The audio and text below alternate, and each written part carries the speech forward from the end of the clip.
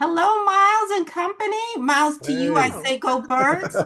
You Philadelphia, know, baby. down That's in Hey, why. okay. Go birds. Go Okay. Down birds. in Tom's favorite, right? I Right already down got Route my 30.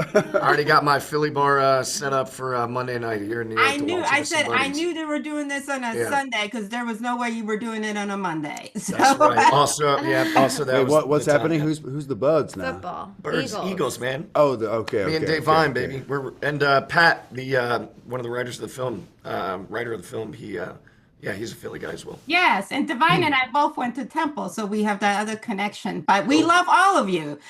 Talk a little bit. Let's start with you, Elizabeth. What a problem to have. You go through your life Oh, just compare. You haven't worked out in the afterlife. You now got to choose. You can't even be at peace. Most women have that problem in real life. that's Talk right. about what it was like just to be, playing this woman that loves these two men fiercely, but and on top of that, she's got to deal with being dead. So all these other Yeah. dynamics. Yeah, I mean, I did think that if she were given this this option when she was alive, it would cause her to have a heart attack and die again. I think it's incredibly overwhelming to even try and comprehend how one begins to make a decision between the life you never got to have and the one you've been living. And I think it really just allows us as an audience to reflect on the choices we make, and do we make those choices because life is finite? And when it's not, would you choose differently? I think it's an overwhelming thing to think about, but also makes for hopefully entertaining film. Absolutely. And I will say this, gentlemen, you represent two different types of men. Miles, you guys very like easygoing. Like my husband is very easygoing, very laid back. He really is like a non-conflict type of person. And then we have a guy who's like in your face, like let's do it, you know what I mean? And that's not a bad thing. Talk about, Too good of a just, character. showing the different duality and how women can love both, you know what I mean? I don't think it's an either or. And I think what the movie does a great job of is not saying one is better. It's just saying here are two very different men and but in different stages of your life, they suit you better. Can you Yeah. talk about that a little bit? Let's start with you, Miles. Okay.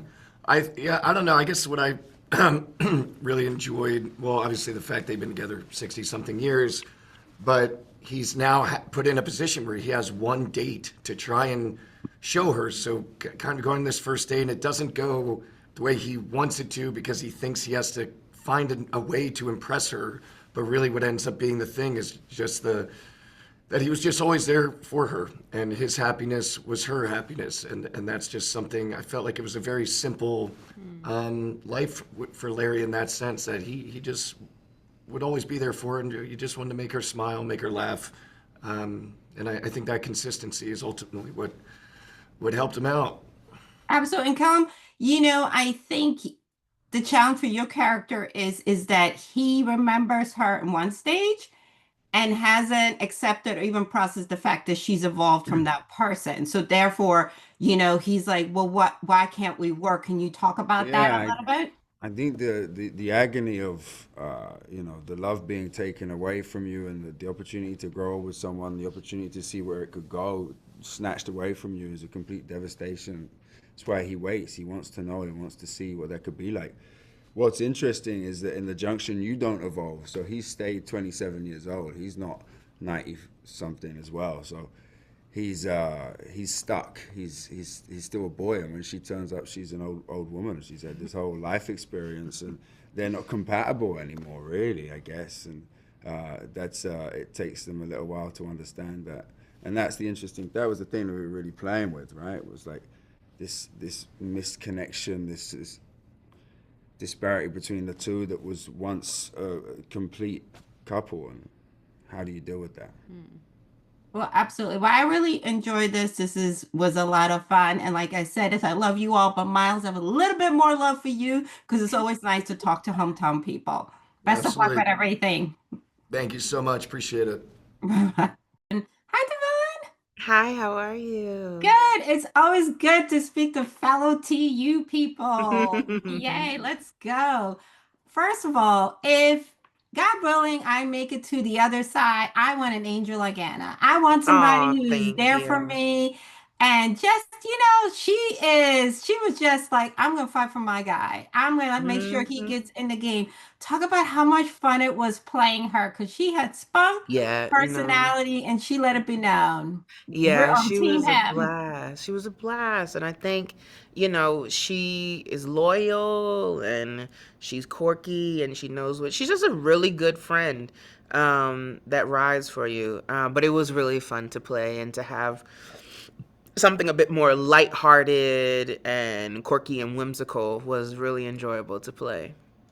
Yeah, and I love that you do comedy really, really well. And I Thank feel you. like we don't give you enough of a chance. And in this, not only did you get to be caring, but you got to have some one-liners. You got to throw some humor in there and let it be known. Talk about that opportunity because again, when people see Right. you do drama well, they think that's all, like you said, that's all you want to do. Death, death, death, sadness, Mhm. sadness, sickness. And Mhm. you're like, no, I want to laugh too, right? Yeah, exactly. So I just enjoy switching it up. Comedy is always fun. That's how I actually started off. So I actually take it as a compliment. If somebody was like, "Oh, she just does drama," then I'm like, "Okay, I did that one film very well." Then now that's what they think I am. But no, I just like to keep it going and keep it diverse and a sense of play. And I just like to have as many opportunities to portray as many different women as possible. But I enjoy both of them. But comedy is really fun, and I feel like it allows me to really be in my body and to play off of one another. Is really enjoyable to do. Yeah, and I also feel like costuming got your personality right. Because I come through with the pantsuit and the clipboard. She's about Yeah, that business. And, I yeah. understand that we have protocols and things like that. Did you get a chance to kind of collaborate on how, We her look kind of gets? collaborated the most on hair. Hair felt like the last element to bring it all together. I came in when they had already filmed about half of the movie because I was coming off of another job, but they were very clear on they wanted to be like a uniform. And so I had tried on a couple of options and I was like, okay, I get it. It's a uniform. Can we do all of them? Because they gave me like a power suit, they gave me like this pencil skirt, a jumper, and I was like, I want to wear all of them. And so they were like, yeah, sure, why not? So that mixed with the hair, it really allowed it to really pop off to a whole nother dimension.